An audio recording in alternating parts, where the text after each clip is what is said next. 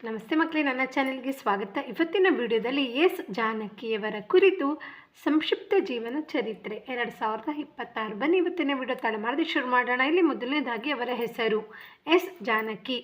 ಅವರ ಪೂರ್ಣ ಹೆಸರು ಶ್ರೀರಾಮಮೂರ್ತಿ ಜಾನಕಿ. ಇವರ ಜನನ 23 ಏಪ್ರಿಲ್ 1938 ಶನಿವಾರ.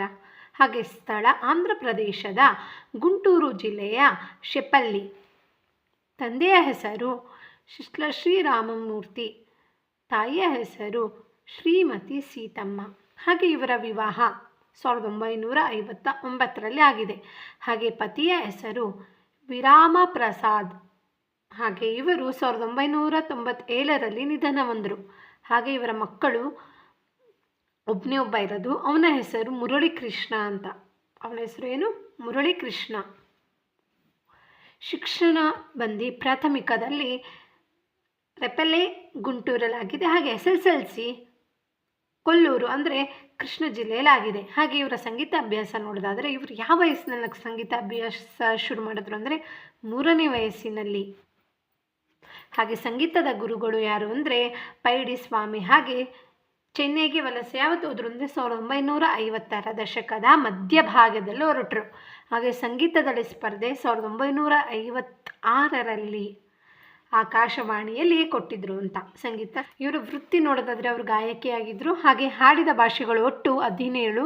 ಯಾವ್ಯಾವ ಭಾಷೆಯಲ್ಲಿ ಅಂದರೆ ಕನ್ನಡ, ಮರಾಠಿ, ಹಿಂದಿ, ತುಳು, ಅಸ್ಸಾಮಿ, ಒಡಿಯಾ, ಬಾಂಗ್ಲಿ, ತೆಲುಗು, ಗುಜರಾತಿ, ಸಂಸ್ಕೃತ, ಮಲಯಾಳಂ, ಕೊಂಕಣಿ, ಪಂಜಾಬಿ ಹಾಗೆ ತಮಿಳು. ಇದಿಷ್ಟು ಭಾಷೆಗಳಲ್ಲಿ ಹಾಡಿದರು. ಹಾಗೆ ವಿದೇಶಿ ಭಾಷೆಯಲ್ಲಿ ನೋಡೋದಾದರೆ ಜಪಾನ್ ಹಾಗೆ ಜರ್ಮನ್, ಸಿಂಹಳ ಭಾಷೆಗಳಲ್ಲಿ ಕೂಡ ಅವರು ಹಾಡಿದ್ದಾರೆ. ಒಟ್ಟು ಹಾಡುಗಳು ಎಷ್ಟು ಅಂದರೆ 48,000ಕ್ಕೂ ಹೆಚ್ಚು ಹಾಡುಗಳು ಹಾಡಿದ್ದಾರೆ. ಹೆಚ್ಚು ಹಾಡುಗಳು ಹಾಡಿದ ಭಾಷೆ ಅಂದರೆ ಕನ್ನಡ. 10,000ಕ್ಕೂ ಹೆಚ್ಚು ಹಾಡು ಹಾಡಿದ್ದಾರೆ. ಹಾಗೆ ಮೊದಲ ಹಾಡು ಬಂದು 1957ರ ವಿಧಿವಿಲಾಸಂ ಚಿತ್ರಕ್ಕೆ.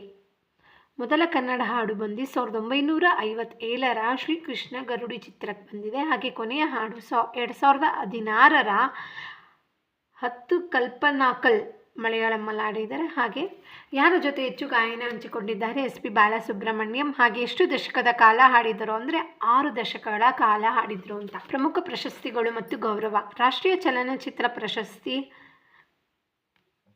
4 ಬಾರಿ 1957, ಹಾಗೆ 1981, 1984 ಹಾಗೆ 1992.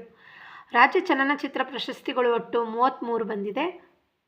ಹಾಗೆ ಕರ್ನಾಟಕ ರಾಜ್ಯ ಚಲನಚಿತ್ರ ಪ್ರಶಸ್ತಿ 2, ಕೇರಳ ರಾಜ್ಯ ಚಲನಚಿತ್ರ ಪ್ರಶಸ್ತಿ 14, ಆಂಧ್ರ ರಾಜ್ಯ ಚಲನಚಿತ್ರ ಪ್ರಶಸ್ತಿ 10, ತಮಿಳುನಾಡು ರಾಜ್ಯ ಚಲನಚಿತ್ರ ಪ್ರಶಸ್ತಿ 6, ಹಾಗೆ ಒಡಿಯಾ ರಾಜ್ಯ ಚಲನಚಿತ್ರ ಪ್ರಶಸ್ತಿ 1.